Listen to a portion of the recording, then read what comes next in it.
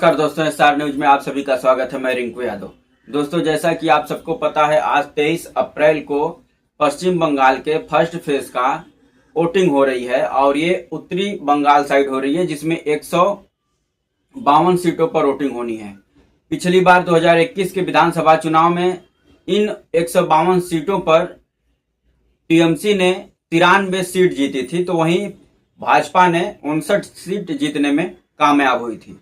उत्तरी बंगाल जो है वो भाजपा का गढ़ माना जाता है, वहां पर भारतीय जनता पार्टी काफी मजबूत है। तो वहीं टीएमसी वहां पर थोड़ी सी कमजोर नजर आती है, लेकिन सीट वहां पर लगभग 2021 के विधानसभा चुनाव में भाजपा से ज्यादा टीएमसी को मिली थी। और उसी की पुनरावृत्ति करने के लिए टीएमसी ने इस बार अपने चुनावी कैंपेन की शुरुआत थी उन सीटों से की थी, उन जगहों से की थी जहां पर भारतीय जनता पार्टी मजबूत है। लेकिन चुनाव आयोग का जो रवैया है पश्चिम बंगाल में, उस पर कुछ सवाल भी उठ रहे हैं कि क्या पश्चिम बंगाल में भारतीय जनता पार्टी और इलेक्शन कमीशन के बीच गठबंधन है? क्या ये दोनों मिलकर के पश्चिम बंगाल में चुनाव लड़ रहे हैं और तृणमूल को हराने के लिए ये दोनों मिलकर के मैदान में उतर चुके हैं? कुछ आदेश जो चुनाव आयोग का वो प्रश्न खड़ा करता है। पश्चिम बंगाल में अब तक के इतिहास में सबसे ज्यादा अर्धसैनिक बलों को लगा करके चुनाव कराया जा रहा है, जिसमें 2,40,000 अर्धसैनिक बल उतार दिए गए हैं। तो वहीं बख्तरबंद गाड़ियां और सेना का टैंक भी सड़कों पर नजर आ रहा है। कहीं न कहीं ये सब चीजों को देखते हुए पश्चिम बंगाल के लोग सवाल पूछ रहे हैं चुनाव आयोग से कि क्या यहाँ पर चुनाव हो रहा है या कोई युद्ध हो रहा है, जिसको जीतने के लिए चुनाव आयोग भारतीय जनता पार्टी का साथ दे रहा है और यहाँ पर फोर्स, बख्तरबंद गाड़ियां, टैंक सड़कों पर उतार करके किसी राज्य को जिस प्रकार से जीतने की, उस राज्य पर चढ़ाई करने की प्रक्रिया होती है, उसको अंजाम दे रहा है चुनाव आयोग। चुनाव तो पश्चिम बंगाल में ही नहीं हो रहा है, पश्चिम बंगाल के साथ साथ देश के 5 राज्यों में चुनाव होना था, जिसमें आसाम भी शामिल था, तमिलनाडु भी शामिल था, पश्चिम बंगाल भी शामिल था और पांडुचेरी और एक राज्य है वहां पर भी चुनाव होना था। लेकिन जितनी चर्चा पश्चिम बंगाल के चुनाव की हो रही है, जितनी चर्चा पश्चिम बंगाल के मुख्यमंत्री ममता बनर्जी की हो रही है, उतनी चर्चा आप सब लोगों ने ना ही तमिलनाडु की सुनी होगी, ना ही आसाम की सुनी होगी, ना ही पांडुचेरी की सुनी होगी। क्या कारण है कि पश्चिम बंगाल को ही भारतीय जनता पार्टी जीतना चाहती है? क्या भारतीय जनता पार्टी तमिलनाडु नहीं जीतना चाहती? क्या भारतीय जनता पार्टी तमिलनाडु को भारत का अंग नहीं मानती है?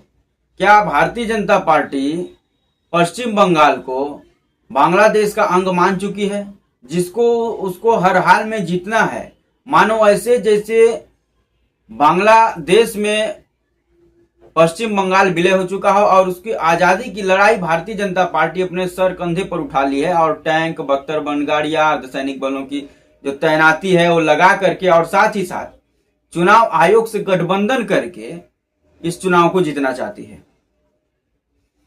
अभी चुनाव आयोग का एक आदेश और आया है, जिस पर पश्चिम बंगाल के लोग सवाल खड़े कर रहे हैं कि सुबह 6 बजे से लेकर के शाम को 6 बजे तक आप बाइक से किसी को बैठा करके या खुद अकेले भी कहीं आ जा नहीं सकते हैं, केवल इमरजेंसी को छोड़ दें तो क्या यह पूरी तरीके से पश्चिम बंगाल में चुनाव आयोग संविधान से हट करके, जिसको संविधान ने उतनी पावर न दी हो, उसको भी उपयोग कर रहा है चुनाव आयोग?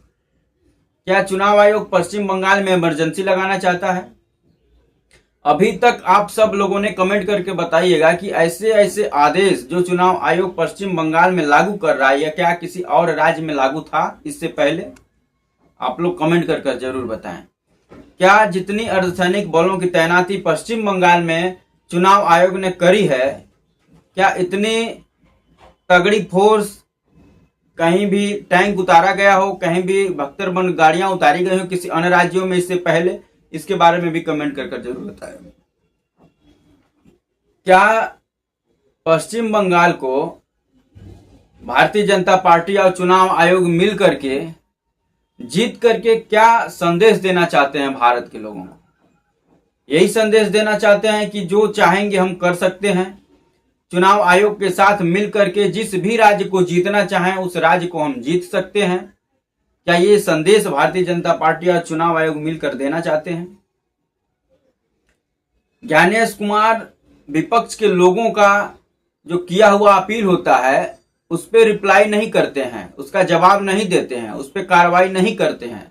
लेकिन भारतीय जनता पार्टी अगर थोड़ी सी भी कोई अपील कर दे, थोड़ी सी भी कोई गुहार लगा दे उनसे, तो मानो वो टूट पड़ते हैं।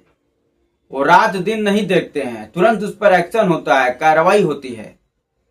पश्चिम बंगाल में जितने प्रशासनिक व्यवस्था को अदला बदली किया गया है, शायद इससे पहले किसी भी राज्य में किया गया हो। पश्चिम बंगाल में पश्चिम बंगाल की सरकार की जो संस्थाएं थी उसको पूरी तरीके से तितर बितर कर दिया गया है चुनाव आयोग के द्वारा, और पूरी तरीके से कमान चुनाव आयोग ने थाम रखी है और चुनाव आयोग की कमान भारतीय जनता पार्टी ने थाम रखी है। मानो भारतीय जनता पार्टी को ऊपर से आदेश आता है चुनाव आयोग को, और चुनाव आयोग उस हिसाब से सब कुछ गोटी सेट करता है कि कैसे और किस तरीके से भारतीय जनता पार्टी को सहायता करी जाए, उसको फायदा पहुंचाया जाए। और ये पश्चिम बंगाल का चुनाव इतिहास के पन्ने में दर्ज हो जाएगा कि किस प्रकार से भारतीय जनता पार्टी और चुनाव आयोग ने मिल करके गठबंधन करके ममता बनर्जी तृणमूल को हराने के लिए सारी हदें, सारी संवैधानिक संस्थाओं को रौंदते हुए यहाँ पर जो करना था वो सब कुछ किया गया। और ये सब पश्चिम बंगाल के साथ साथ पूरे देश के लोग देख रहे हैं कि किस प्रकार से चुनाव आयोग और भारतीय जनता पार्टी एक तानाशाही रवैये के साथ भारतीय लोगों पर अपना आदेश थोप रहे हैं।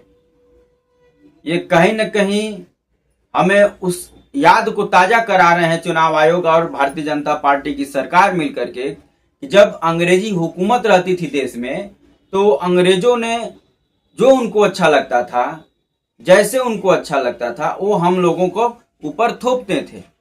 और उसी का परिणाम ये हुआ कि आज़ादी की लड़ाई लड़ी गई, अंग्रेजों को यहाँ से खदेड़ा गया, और भारतीय जनता पार्टी उन्हीं अंग्रेजों के नक्शे कदम पर चलते हुए बांटो और राज करो की नीति पर आज देश में राज कर रही है।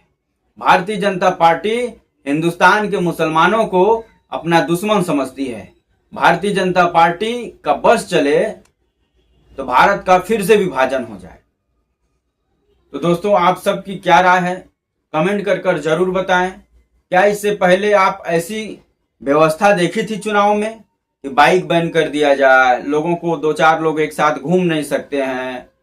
क्या चुनाव आयोग को बस इतना पता है कि दंगाई जो होते हैं वो बाइक से ही आते हैं, उपद्रवी लोग बाइक से ही आएंगे? क्या वो ट्रेन से, कार से, पैदल चल के नहीं आ सकते हैं? चुनाव आयोग थोड़ा सा ज्ञान ले और भारतीय जनता पार्टी के साथ जो मिलकर गठबंधन करके पश्चिम बंगाल जीतना चाहता है, जो माहौल बता रहा है पश्चिम बंगाल का, जो पश्चिम बंगाल के लोगों का जो मन बता रहा है कि इस बार भी टीएमसी 200 पार होने जा रही है। तो दोस्तों, आप सबकी क्या राय है कमेंट कर जरूर बताएं। वीडियो अच्छा लगे तो लाइक कर दें, चैनल पर अगर नए हैं तो सब्सक्राइब कर दें। जय हिंद, वंदे मातरम।